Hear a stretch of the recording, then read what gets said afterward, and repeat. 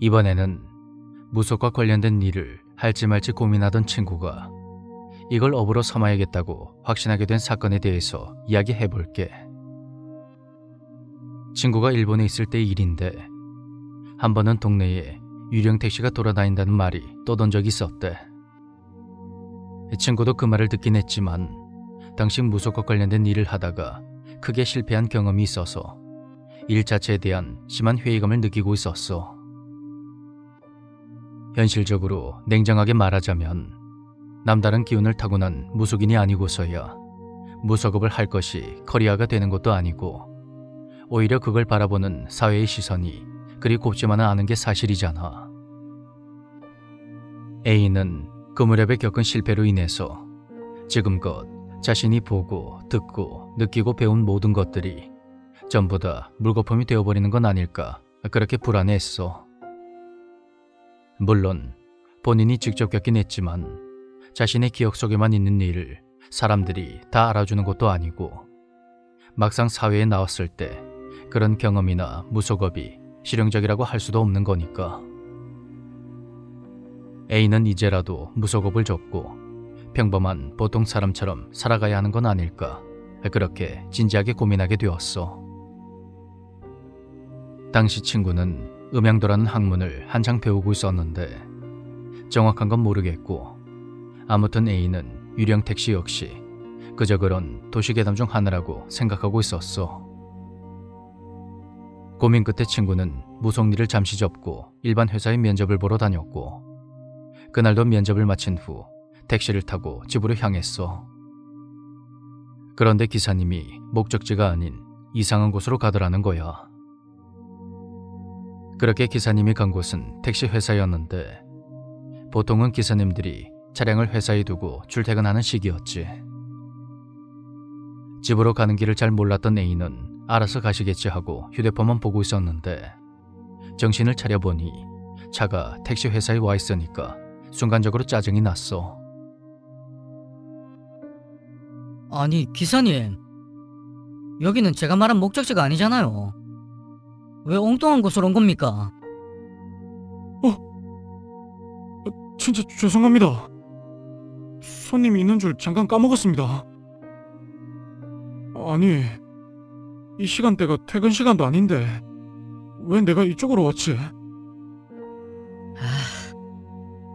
지금 당장 목적지로 가주세요.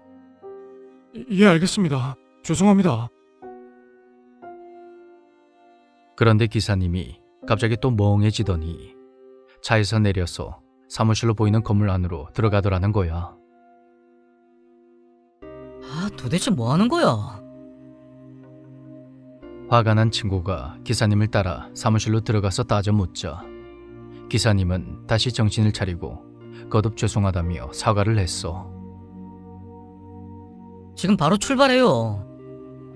당장 목적지로 가주세요.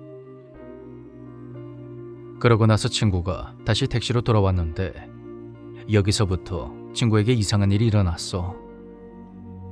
자신이 탔던 택시 뒷좌석에 누군가 있었던 거야.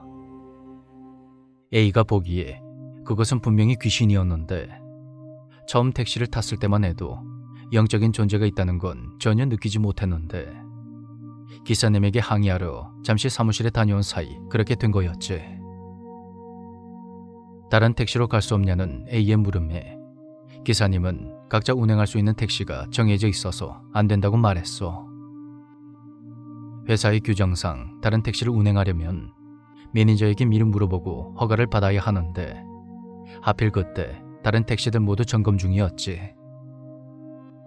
그렇다고 버스나 지하철을 타자니 회사가 외지에 있었던 탓에 시간이 너무 오래 걸릴 것 같았고 A도 그 지역은 처음 가보는 거라 어쩔 수 없이 문제의 택시를 타고 가기로 했어. 그리고 A는 그 순간의 선택이 큰 실수였다는 걸 곧 깨닫게 되었어. A가 택시에 타는 순간 뒷좌석에 있던 귀신이 A를 빤히 쳐다보면서 계속 말을 걸었던 거야.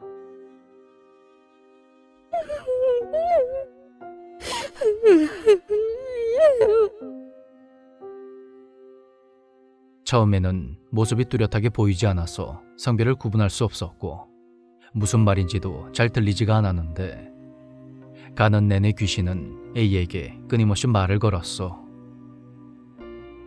그렇게 귀신이 한참 동안 같은 말을 반복해서 하자 A는 결국 뜻을 해석하게 되었는데 그 내용은 이러했어.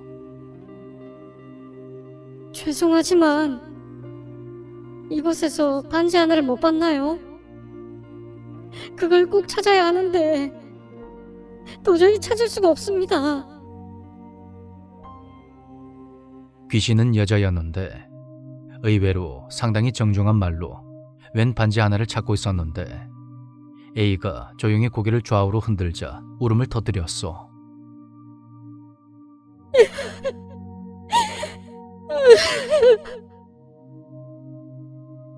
그 소리가 어찌나 서러운지 A도 괜히 울컥해서 눈물이 났다고 하는데 사연은 잘 모르지만 옆에서 너무 슬프게 우니까 그 감정이 A한테까지 고스란히 전해졌던 것 같아. A는 평소에 영역이 워낙 센 사람이라 귀신을 봐도 그 목소리의 형태가 산 사람과 거의 똑같을 정도로 또렷하게 들리고 보이는 편이었어.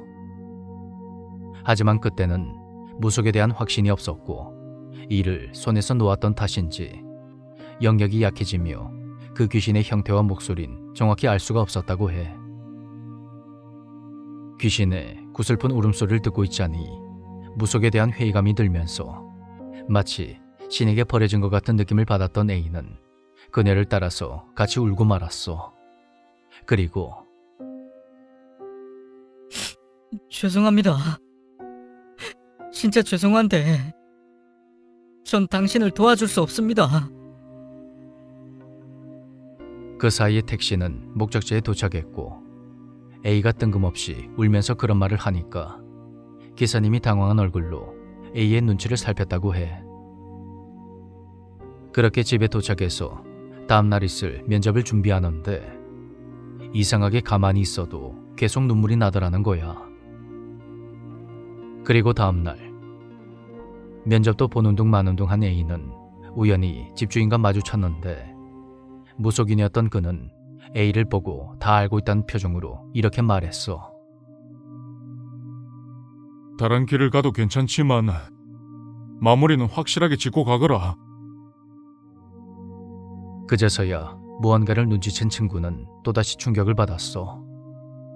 알고 보니 택시에서 만난 그 귀신이 A를 따라와서 계속 옆에서 울면서 자신을 도와달라고 호소하고 있었던 거야. A는 그걸 전혀 눈치채지 못했고 무언가를 듣지도 보지도 못하고 있었던 거였지. A는 자신이 이제 진짜로 무속일을 접을 때가 된 거라 생각했고 그동안 자신이 쌓아온 무속인 관련 인맥을 총동원하여 그녀를 도와주기로 했어. 그렇게 그녀를 위한 상이 차려지고 제를 지내게 되었는데 그 과정에서 귀신의 혼이 A의 몸에 들어오면서 A는 그녀의 사연을 알게 되었어. 살아생전에 그녀는 결혼을 앞두고 있는 여성이었는데 예비 남편이 갑작스레 병을 얻어서 결혼식이 취소되고 말았어. 그녀는 지극정성으로 남편을 간호했지만 그는 결국 세상을 떠났고 그가 마지막 선물이라며 그녀에게 준 것이 바로 결혼 반지였어. 그녀는 남편의 장례를 치른 뒤 택시에 탔다가 반지를 잃어버렸고 미친 듯이 그것을 찾아서 택시 회사를 헤매고 다니다가 객사를 했다고 해. 그녀는 죽고 나서도 반지를 꼭 찾아야 한다는 일념으로 택시를 여기저기 옮겨 다녔고 만나는 사람마다 반지를 보지 못했냐고 도와달라고 그렇게 하소연을 했어. 하지만 대부분의 사람들은 그녀의 말을 듣지 못했고 아주 가끔 듣는 사람이 있긴 했지만 모두들 기겁하며 도망치기 일쑤였지. 아마 이 과정에서 유령 택시 괴담이 퍼진 것 같았어. 그러다가 우연히 A를 마주치게 된 거야. 제를 지낸 후 정신을 차려보니 A는 하염없이 눈물을 흘리고 있었고 손에는 종이 한 장이 쥐어져 있었는데 A가 자기도 모르는 사이에 펜으로 반지 하나를 그려놨다고 하더군.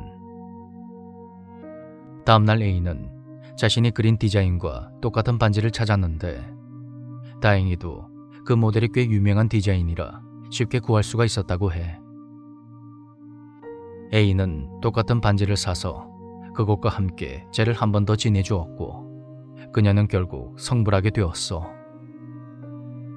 비록 그 시점을 계기로 영역은 많이 약해졌지만 A는 스스로 의미 있다고 생각하는 일을 하며 그 과정에서 많은 것을 배우고 깨닫게 되었지. 거기에서 확신을 얻게 된 A는 예정돼 있던 면접을 모두 취소했고 다시 한번 무속 일을 하기로 마음먹었어. 약해진 영역도 시간이 지나면서 서서히 세졌는데 이 이야기를 하면서 녀석은 그 전에 봤던 면접에 모두 탈락을 해서 어차피 딱히 갈 곳도 없었다며 호탕하게 웃어 보였지. 조금 모자라지만 착한 친구야. 고생했다.